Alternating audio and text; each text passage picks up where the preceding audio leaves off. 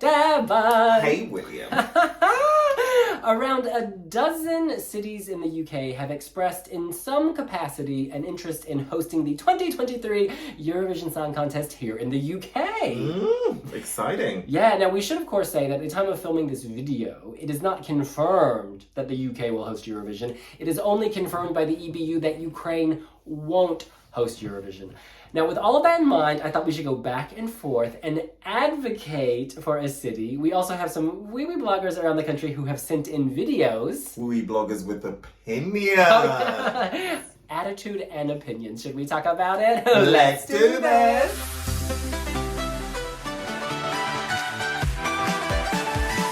All right, we're just quickly gonna list some of the cities where city councillors or other officials have said they want to host. Nicola Sturgeon, she got in real quick. Yes, Glasgow, Scotland, Manchester, Liverpool, where else? Belfast in Northern Ireland, London, Leeds, Aberdeen up in Scotland, Birmingham, Cardiff in Wales, Wolverhampton. And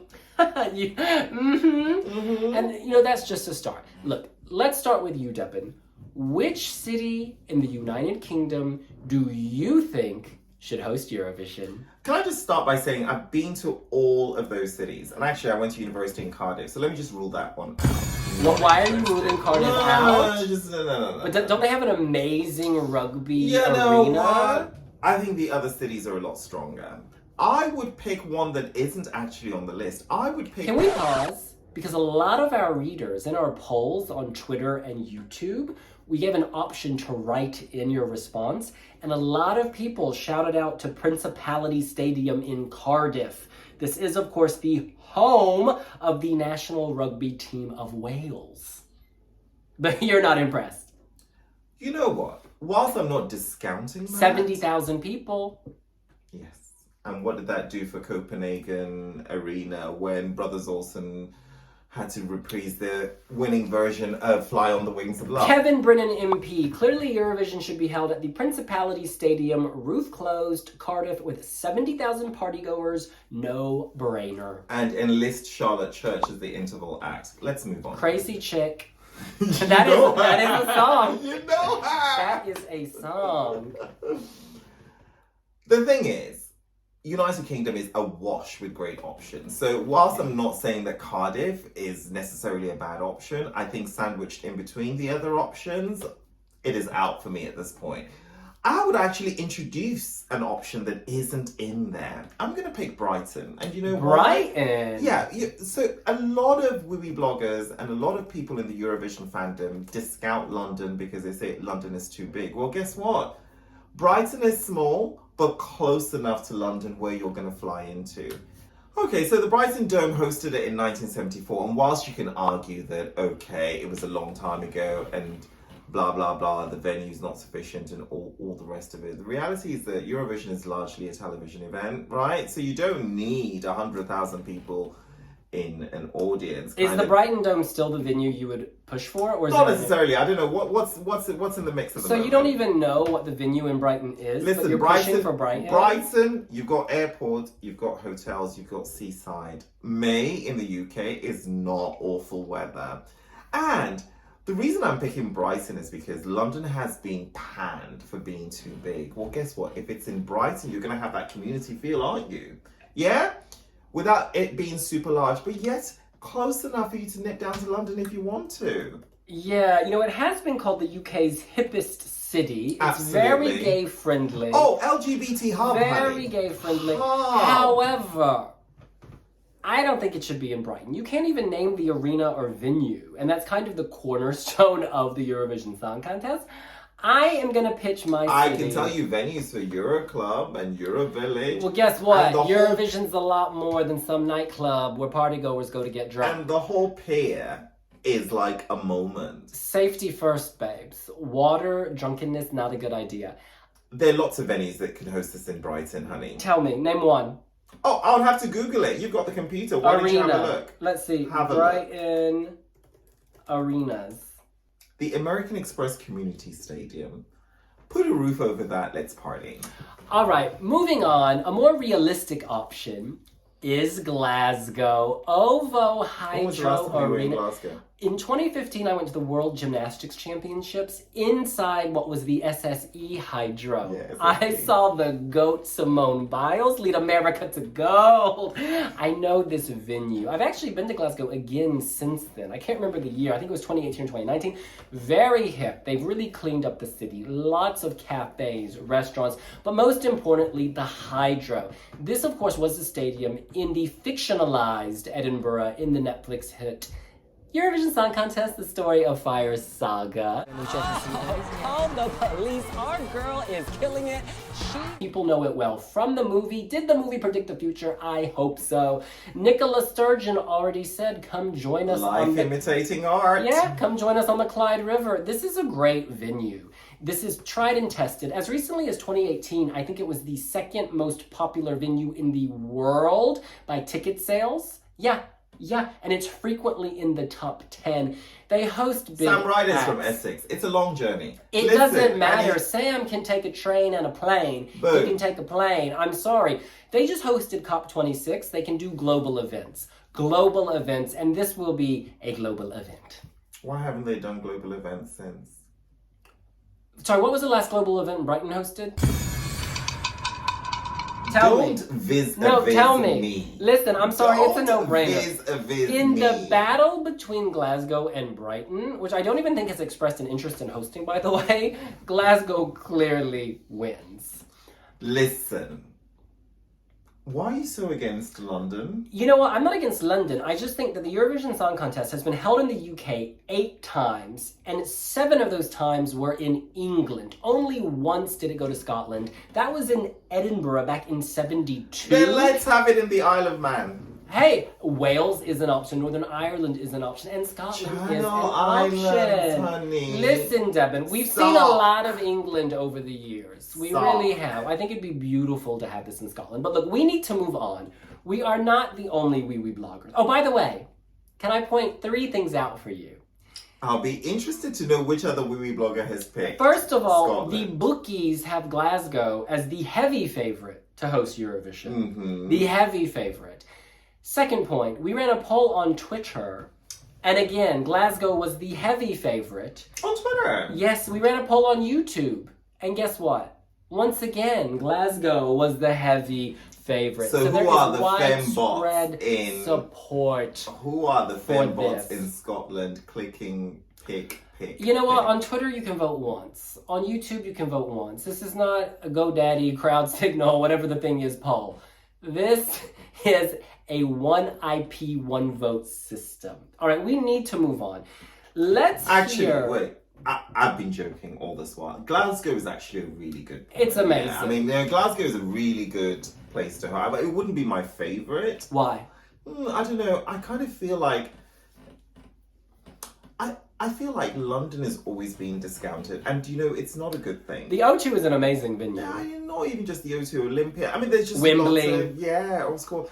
There's just lots of really good options. And I think the beauty of London is that London is really a world-class city, isn't it? It gives Eurovision a sort of an endorsement, in a way, especially when Ukraine actually won it. So inviting to London, there's a sense of, it gives it that global feel, a shared event kind of thing. Absolutely. However, I would say that you lose the feeling of energy in a bigger city because everything is more spread out.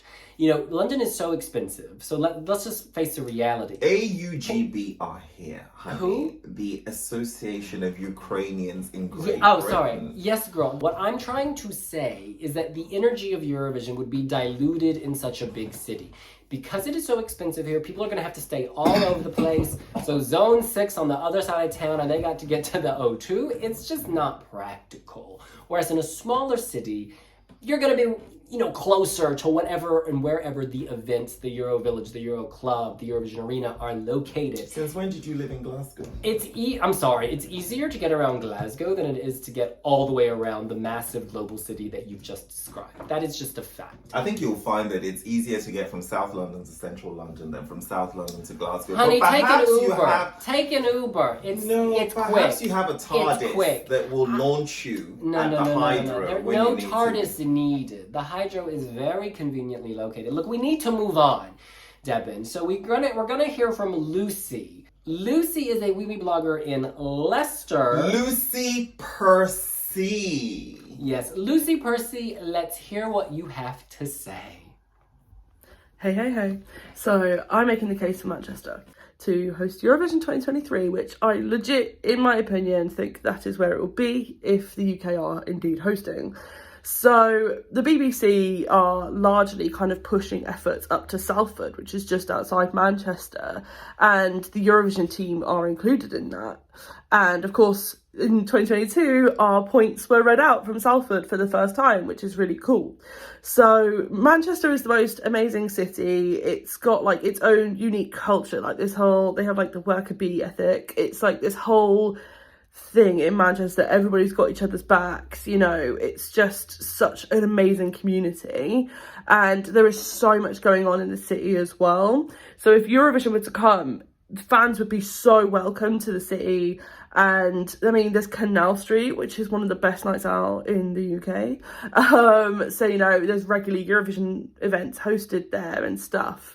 For OGA UK and stuff like that. So it's a really thriving city for our community of fans. And, the public transport's good as well, which always helps. And there's just so much to do in Manchester. There's 2 major Premier League clubs if you're looking for something a bit different to do whilst there. And there's just there's so much happening. So I think Manchester should host. She makes some very good points. We should point out that Manchester Arena is actually the second largest in Europe. Oh my goodness. With a capacity of 21,000. It's hosted huge events. I love this point about how the BBC sort of teed up Manchester as the next big Eurovision hub. I mean, it's always been a Eurovision hub here. There's a huge Eurofan community there, partly because of the large LGBT representation, but also just because people in Manchester, it would seem, love Eurovision.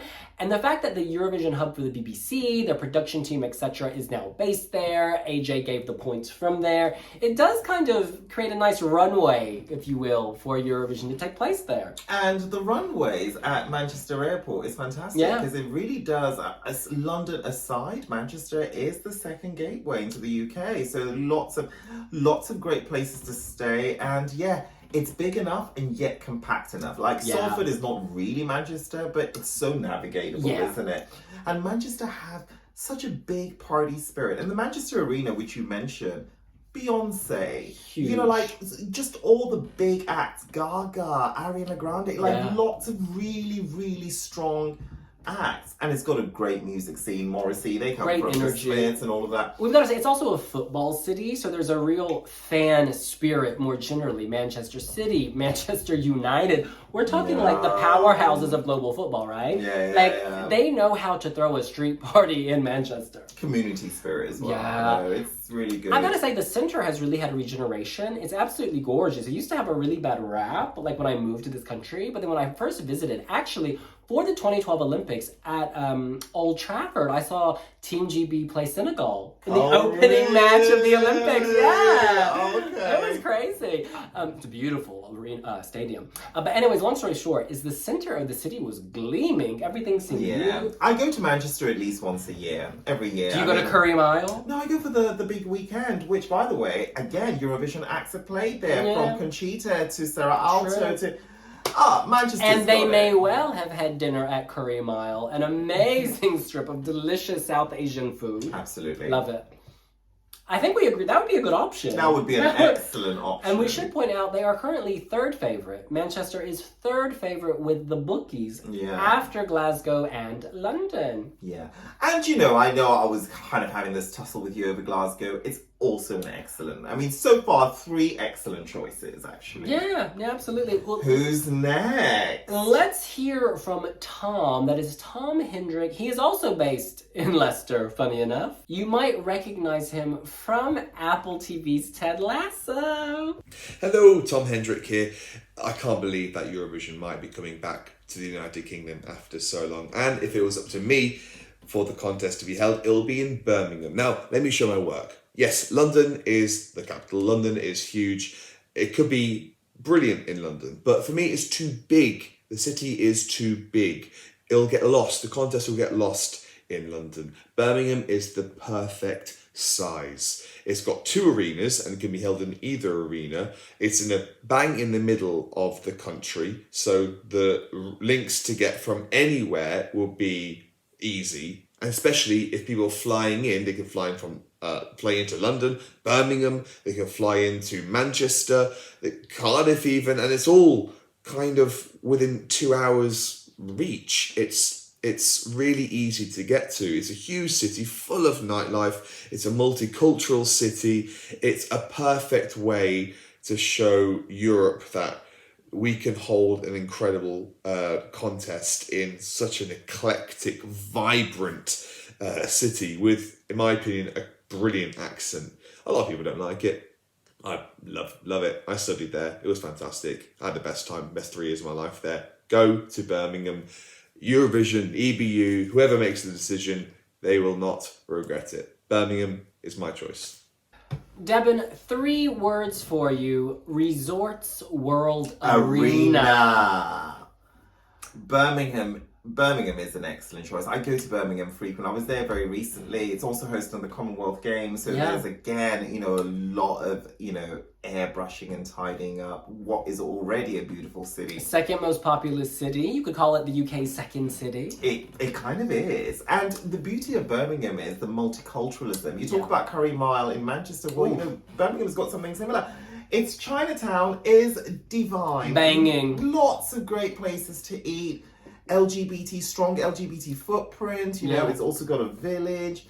Birmingham, really, there's, and also, in terms of placement, it's not a nether region. Lots of cities. Easy to get there. Easy to get to. Yeah, and you know what, funny enough, I was looking on the Wikipedia list of, places they fly, the airport. You can get to Belfast, Paris, Bucharest, Brussels, Dubai, and beyond. Zurich, Barcelona, Islamabad, honey. And what? This Warsaw. is building bridges, beyond Europe. Pafo, Salzburg. You can get to Birmingham is the point.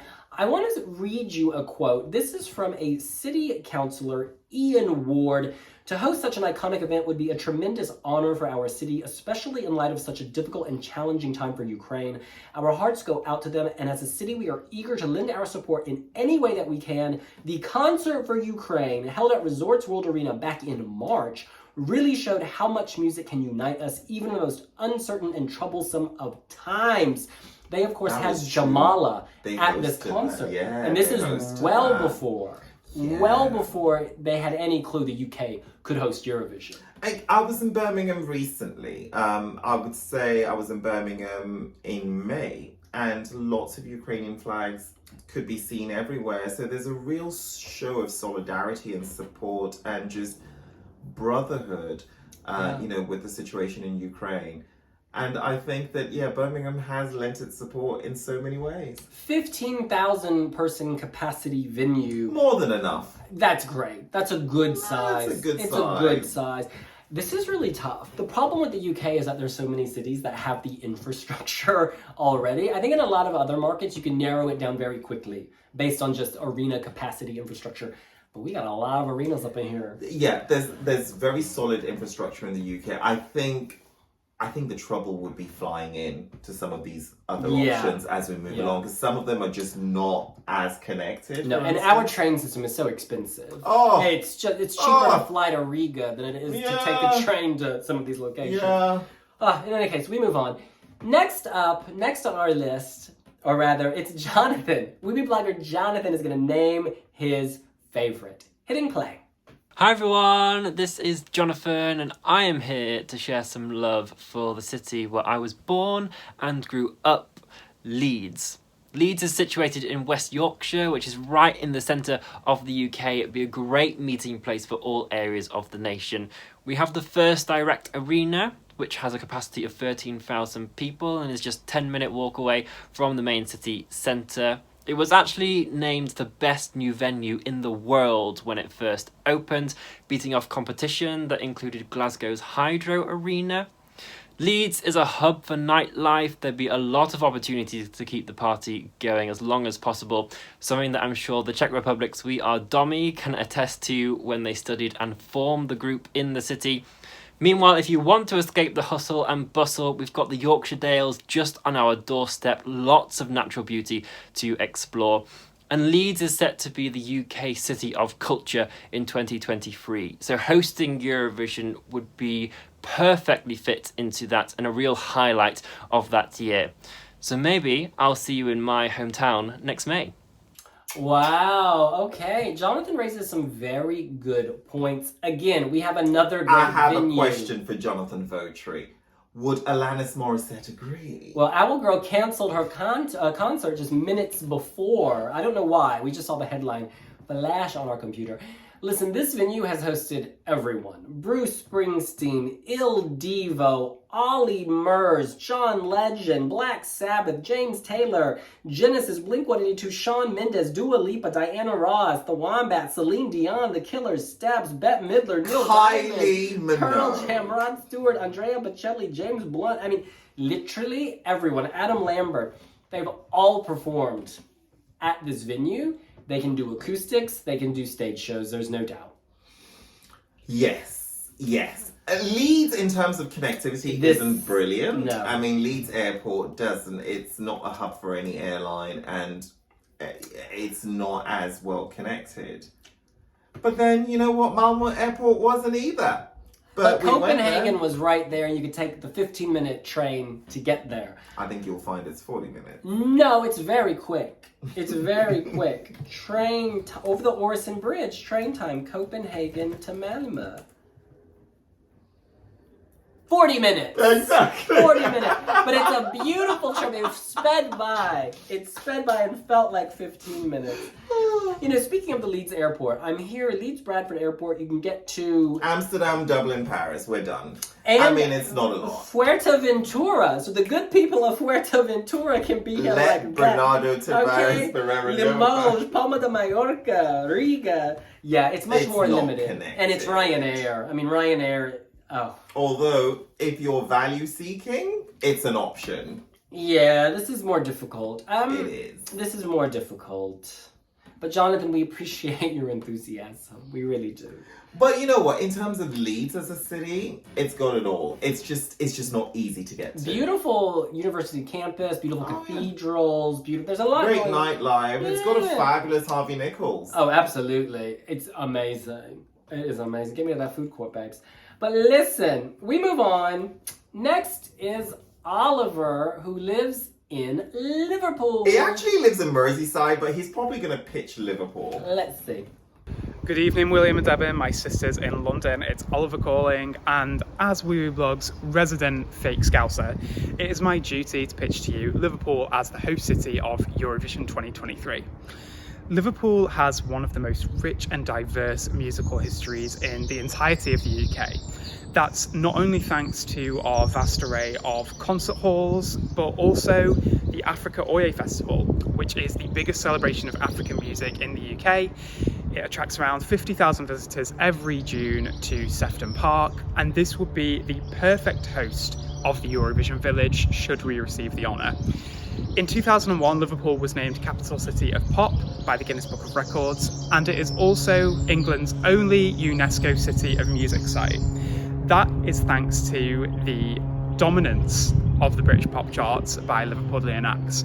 Of course, I'm talking about the Beatles with 17, I believe, UK #1 spots, but also Cilla Black, the Wombats, and Devon's favourite, Atomic Kitten. I know that you love our girls. Elsewhere, if we're talking about the venue, Liverpool's M&S Bank Arena is located right in the heart of the dockyards. It has a capacity of around 13,000 spectators, and it's right in the cultural hub of the city, surrounded by museums, gift shops, and tourist attractions such as the Royal Liver Building, the dockyard itself, which underwent a huge renovation in the mid-2000s, and we would be remiss if we didn't celebrate this part of our country in our Eurovision hosting bid. So let me know what you think. I would love to hear your thoughts on Liverpool hosting Eurovision 2023. And remember, I've got a spare bedroom if you need it. You better be careful saying that. You're gonna have a lot of requests, Mr. Oliver. Now look, Devin, connectivity is my main concern here. And it is a valid concern. John Lennon International Airport. Love the name. Isn't so international. I mean, flights. Oh, interestingly, Amsterdam, Iceland, Reykjavik, Frankfurt, Rome, Sofia, Stockholm, Tirana. It's hitting a lot of the. Do you know what? Better than Leeds. Bucharest, Budapest, Chisinau. We take that back. Okay, you can get there. We chew it up. We chew it up. Salzburg, Palma de Mallorca again. I mean, Bodrum, Grenoble. All right. Benidorm Fest location. Listen. But not Paris. So those of you in Paris would have to, I don't know, fly to London and take a very expensive train. Trains are expensive, let's keep it real. The French have to start saving up. I mean, something's got to give. Do you know what I mean? Yeah. But Liverpool is the city. It's vibrant. It's the UK city of music. It really is. The Beatles, people. Atomic Kitten babes. It has attractions littered throughout the city and more museums and galleries than any other city outside of London. Absolutely. In the UK. Absolutely. Fantastic. Great food to eat. Also LGBTQI+, and all Yes. these UNESCO offerings. Oh, do you know what? Liverpool is a cultural hub. Liverpool FC, again, a football city. They know how to throw down street celebrations. That income is flowing. The revenue is flowing from football. Liverpool is also really friendly and very welcoming. You know, being a port city has welcomed lots of Sailors. sister. Girl.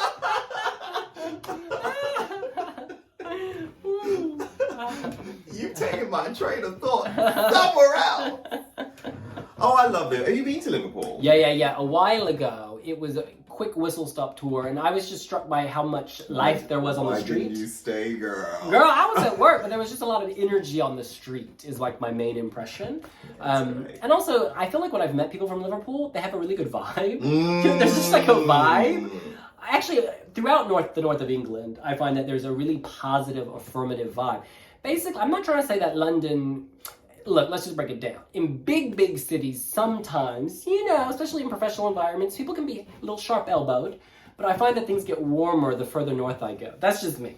Maybe it's my But own the temperature energy. gets cooler. Amen for that. Ain't no air conditioner up in here. Wow. Okay, well, let's quickly just look at the overall betting odds to close this out. I'm going to read these in order, Devin. If you have any interjections, please interject. Glasgow's the favorite, then London, then Manchester, then Birmingham. Now the odds start to open up after this, and then we have Liverpool, Cardiff, Aberdeen, Belfast, Newcastle, Leeds, Sheffield, and then they widen yet again, Nottingham, Edinburgh, Brighton, Leicester, and Bristol. Leicester is the only city I haven't been to out of all those cities. It's not so far from London. No, have you been? I've never been. Oh, we should go. And girl, you know I love me some Leicester cheese. It's often red, right? Like red Leicester. Red Leicester. I'm gonna make a red Leicester toasty for lunch. I want a Red Lobster. Oh, I love the cheese bread at Red Lobster. Ooh, it's good. Girl. All right, we briefly spoke about London. Which venue in London would you like to see host if London did in fact host? You know what? I mean, the O2 is good, but realistically... Fantastic. I love how close it is to Greenwich. I love Greenwich Peninsula. You can take a boat as well to get to the O2. You can also take the cable car to get to the O2. And the Jubilee is actually a very good line, the Jubilee line. It will get you there. Absolutely. So you could stay many places. And there's a bus station as well. Yeah, which you and I were at. We went to see Leslie Roy. We were on that bus. It's a lot. So I mean, that's really good. But I think realistically, you have to keep the venue free for like a month because you need to put all the camera lights 6 in weeks, it. in fact. Yeah, with all the rehearsals and everything And the like dismantling of it. and I think that would be a lot to shake off because it's a heavy concert venue. As of the time of filming this video, Diana Ross did perform Oh, the she's O2 amazing. last night. So yeah, it's a very in-demand, and the O2 gets booked years in advance. Years. But there's also a sister venue next to the O2 called the Indigo 2. It's tiny. Oh, but you know, babe, that's your Euro Club. Straight up there. Yeah, that's not a bad idea. That's not a bad idea. And lots of places to eat around it and stuff. So if you want to create that village feel within London, I think that part of London is great. Greenwich Peninsula. Oh, yeah. And They'd be Airbnb and all those apartments. in all those apartments. You know? And let's not forget, the Intercontinental is just yards away. And apparently it's not as expensive as other hotels. They cannot get it booked. Because it's like, I mean, you know, if you're going to stay in London, you wouldn't choose necessarily. It caters to those who want to... In and out for the concert. Yeah, concert gigs and stuff.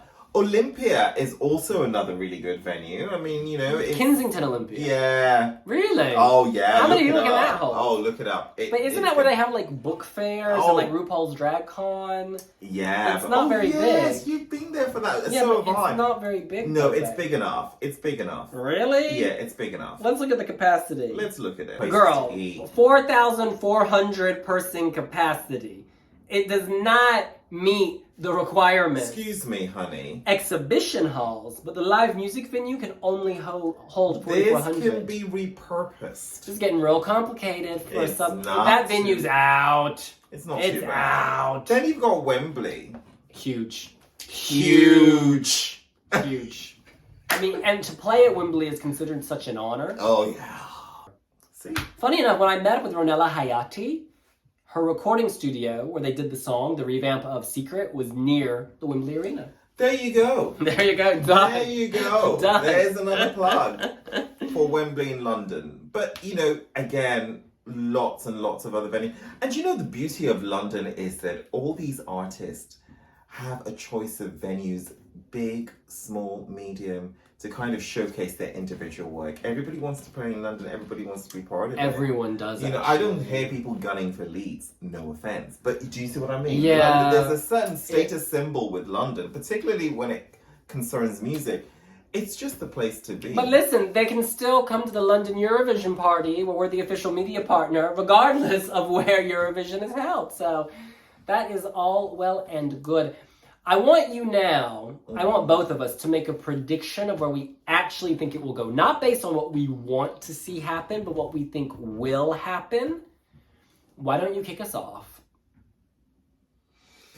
Well, I think there must be something in the water if all the polls, you know, Twitter, YouTube, and all of them are going for Glasgow, and Nicola Sturgeon actually picked Glasgow, not Edinburgh, which is the capital of Scotland and which is Scotland's gateway. But she didn't even pick that. She went for Glasgow. So that's really interesting. There's got to be something in the water. But, you know... Can I also add to that? I do think, and this will maybe influence both of our decisions, as you may know, the Director General of the BBC, politicians, etc., have long said the BBC is too London-centric. This comes up all the time. The BBC's made an active push to what they say, you know, to represent all communities across the country, to take things all over the country, to reflect different parts of the country. So I think there's a lot of political will to host this outside of London. Yes, London's mayor wants it here, but I'm saying more broadly, because there are all these politics around the BBC, right, about how it's funded, and politicians say it only represents the London elite, blah, blah, blah. Eurovision would give the BBC a big opportunity to kind of live up to its purpose to serve and reflect all communities, right, by hosting this big event somewhere else. Yeah, but outside of London isn't necessarily Glasgow. And I think Birmingham is also a strong candidate, just because, you know, the Commonwealth event, world-class event with lots of facilities. And I think, you know, there's always a push to repurpose these venues and these facilities for something else. So, I mean, that was the beauty of Greece Eurovision 2006, right? Because then let's use these venues. Glasgow, Birmingham, Manchester, in my head, these are the three that are like swirling. Manchester is good. Proximity to Salford, Media City and all of that, you know, it's really, really good. But then, you know what? That London also, I think, has a prestige point. And I think London, you know... It has prestige, definitely. I just think practically... Basically, let me say this. The reason we see Eurovision in what many people call second cities, right? Like, look at the recent years where Eurovision has been. It's not always in the capital, right? No, but these are countries that Dusseldorf, in Germany's a good comparison. yeah. But lots hang on. of cities, and they choose Dusseldorf. Yeah. But let's also forget the countries that are the offenders are countries that that traditionally do not pick capital cities, right? So, Dusseldorf, Turin. Malmö before Stockholm. Milan is the fashion capital, it's not Rome, Yeah. So these are countries, and, Germany is also one where, Berlin is just You've got arenas everywhere. What is it, 26% unemployment? So, Frankfurt is the financial center of Europe. Frankfurt is the gateway into Germany. Lufthansa's hub is in Frankfurt. They didn't pick, it's not the capital. Right, they want to showcase other countries. They want to showcase other countries. So, not Amsterdam, Rotterdam. But United Kingdom is actually very London-centric. So it's so London-centric. So there is a possibility that London could well be in the running. Overall thought on Ukraine being completely out, though. What are your thoughts on this? I think Ukraine will play a big role in Eurovision 2023. I don't know what form that takes, whether it's hosts, whether it's, doing like Dusseldorf did actually, and incorporating Ukrainians who live in all the different countries of Europe, like making them part of the postcard. You know what I'm saying? That would be beautiful. Really smart idea. I think it'd be absolutely beautiful. So you're introducing Romania. So the person in the postcard is someone from Ukraine who now lives in Romania for whatever reason. It's a great way to showcase European unity, togetherness. That could be beautiful. But anyways, I think they'll play a role. I agree that we can't go to Eurovision in Ukraine. I think it'd be very complicated. It would make a lot of delegations nervous. I think you would see a lot of people requesting to perform live on tape. Whilst I would love to go to Ukraine for Eurovision because it would mean that the war is over, the reality is it's not. It's still ongoing. And this is the trouble with, kind of planning to go to Ukraine. Had the war stopped, or the conflict, had it stopped from now, then you can say, fine, let's rebuild, But, it's a moving goalpost. We don't even have an end date to this. And we're dealing with the aggressors in this war are unpredictable. So sure, the war stops. You can't predict what's going to happen. You can't control people on the other side. It just makes people nervous. And I think a lot of fans would not want to travel. I think... But some Ukrainians have expressed to me through social media that when Eurovision was in Ukraine, in 2017, the war was going on anyway. But it's clearly escalated in a really horrific way. Absolutely. And we just can't overlook that. Ultimately, the EBU has released a statement saying there was a this was considered a high casualty risk event. Listen to the language. You don't chance it in these circumstances. Yeah, and this isn't personal opinion. It's just we're guided by what the EBU state, isn't it? It's just the reality of it. We're all sad that things have reached this point, but when you look at it practically and factor in security concerns, it's understandable. Yeah. You know what, though? Ukraine could win back-to-back, and then we'll go back to Ukraine. Honestly, Ukraine could win again. They've got so much talent, so much music, so it's just... their national selection this year, Alina Posh, she was amazing. That song... Shadows of Our Forgotten Ancestors. Wow. I think she would have won by even a bigger amount. It was good.